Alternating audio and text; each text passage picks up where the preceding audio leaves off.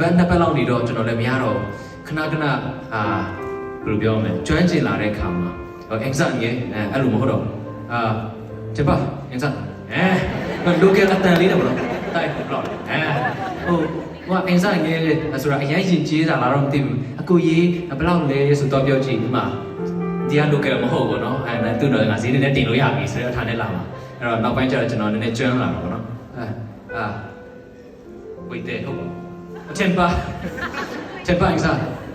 ခွင့်ကတော့အောင်မရကတော့အဲ့ဆိုတော့ဈေးလည်းမတက်တော့ဘူးဒါကျွန်တော်အိုင်ဆိုရောက်ခါစားမှာတင်ခဲ့ရတဲ့အရာလေးပေါ့နော်အဲ့မှာမှတ်ရတစ်ခေါက်ရှိတာကျွန်တော်တက်ဆီကားတက်ဆီပေါ့နော်တက်ဆီစီးတော့သူကမီဇိုရမ်းမှာဆိုရင်ကျွန်တော်တို့မြန်မာပြည်ကထွက်ပြေးလာတဲ့လူတွေကိုအရန်ကူညီပေးတယ်ခုချိန်ထိလည်းအများကြီးကူညီပေးနေတော့မယ်အဲ့မှာတက်ဆီစီယာတယောက်ကကျွန်တော်နဲ့စကားပြောဖြစ်တော့သူကလည်းအရန်စကားများတာကျွန်တော်စကားများပြောလေကိုမရတာမှန်တိတာလေတက်ဆီစီယာတက်လေဆိုတော့လေအဲ့တော့အတက်နိုင်ဆုံးပေါ့နော်စကားကိုရှောင်တာပေါ့နော်ဖုန်းမလိုက်လဲဖုန်းကင်တင်ရောင်းဆောင်ပြီးတော့မအားသလိုလိုဒါပေမဲ့တက်ဆီစီယာမဟုတ်ဘူးခဏလာပြောတာသူကြာလာတော့လေကျွန်တော်မြေစိုးစကားမရမှန်သူတိသွားတော့အင်္ဂလိပ်လိုပဲချရတော့တာပေါ့နော်အဲ့နဲ့တစ်ခေါက်ကျတော့ဘာပဲရလဲပေါ့ကျွန်တော်ဟုတ်မြန်မာပြည်ကနေပြေးလာတာပါကျွန်တော်ဒီမှာစကားလေးမရအောင်ကျွန်တော် hostel မှာပဲတယောက်တည်း